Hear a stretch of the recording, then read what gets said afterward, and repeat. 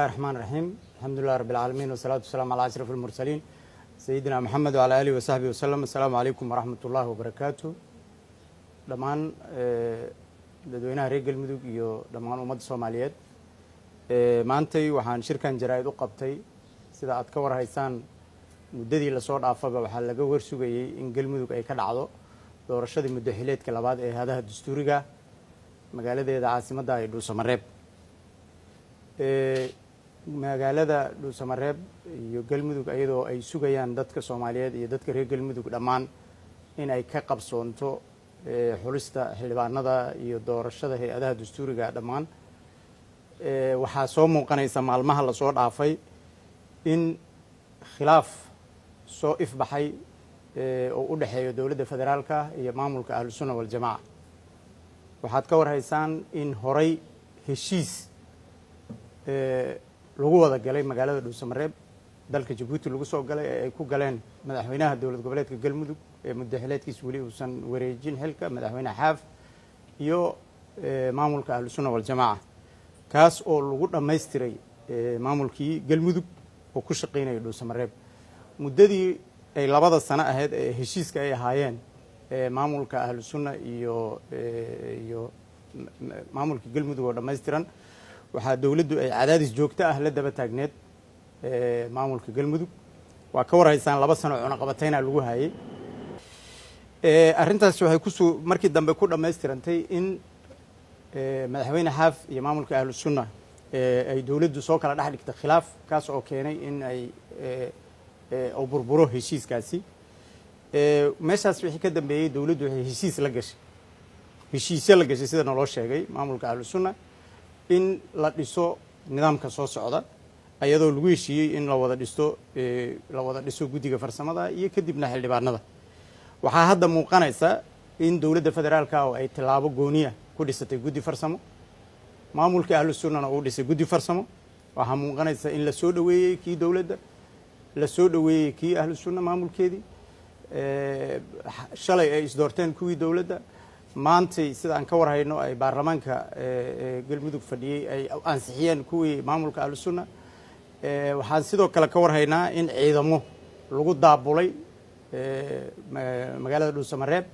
saakay waxaa la geeyey 100 askari oo ka tirsan ciidamada gorgor shalay waxaa la geeyey 100 ciidamada jooga ee ka kala tirsan gorgor iyo danab waxay dhan yihiin 500 ee jooga magaalada Dhuusamareeb waxaad moodaa in ciidamadii dhinaca kale ee maamulka ahlusunna ayagana ay ka shaqeynayaan sida ciidamo u guri lahaayeen waxaad moodaa marka in magaaladu ay u muuqato magaalo diyaar garow oo ku jiro xaaladaas markay soo cusboonaatay yaan waxaan go'aan ku gaarnay inaan shirkan jaraa'id qabanno waxaan marka rabnaa in aan xaaladdu hadda ay maadaama ay sidaas tahay aan haddaba haddii aan la huraynin inaan xaaladda aan baaq u soo jeedino dhammaan dhinacyada reer galmudug kow dawladda federaalka iyo maamulka ahlusunna waxaan ugu baaqaynaa inay joojiyaan dhammaan howlaha socda oo ay ka mid yihiin dhismaha guddiyada xaraynta odayaasha dhaqanka daabulidda ciidamada gaar ahaan kuwa xamar laga qaadayo waxaan rabnaa inaan xasuusino dawladda federaalka ah galmudug ayadoo intaan kasii tabar yar baa la dhisay 2015 wax ciidan oo xamar laga qaadana lama qaadin ciidan ku filan galmudug waa joogaan oo ammaankeeda ilaaliya magaalada Dhuusamareeb iyo cadaado iyo gaalkacyo iyo cabidwaaq iyo dhammaan reer galmudug waxaan rabnaa dawladda markaan ugu baaqaynaa in la joojiyo number 2 in la isugu yimaado gogol ay ku wada hadlaan reer galmudug ay u dhan yihiin si loo dhiso maamul ciidan oo loo dhan yahay iyo maamul loo dhameystiran yahay dadweynaha iyo waxgaradka galmudug iyo xildhibaanada federaalka waxaan ugu baaqaynaa inay u istaagaan sidii loo xalin lahaa khilaafka soo kala dhex galay federaalka iyo maamulka ahlusunna ciidamada qalabka sida baaq gooniyahan rabnaa inaan u joojino oo ah in ay colaadda bannaanka ka istaagaan arrimaha siyaasaddana faraha kala baxaan sida qodobka dastuuriga uu qabo faqrada 127 qodobka 127 ee dastuurka kumeel gaarka ah kaasoo sheegaya ciidanku inuusan soo gashan arrimaha siyaasadda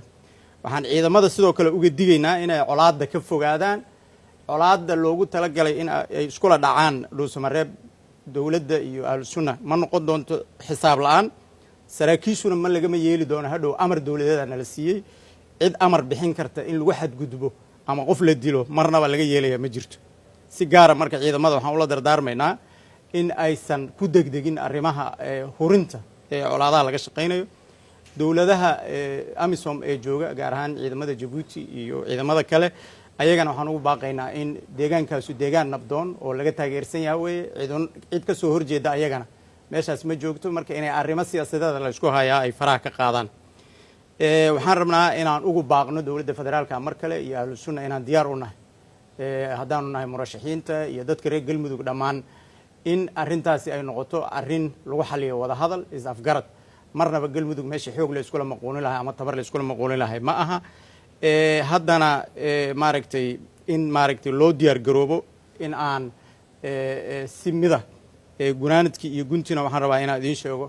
galmudug midahaan danaynaynaa oo ay u taaganahay anigu si taas loo gaarana waa inaan maquunis iyo awoodi marnaba soo gelin ilaahay wixii khayrka ku jira hana waafajiyo aad iyo aad baa u mahadsantihin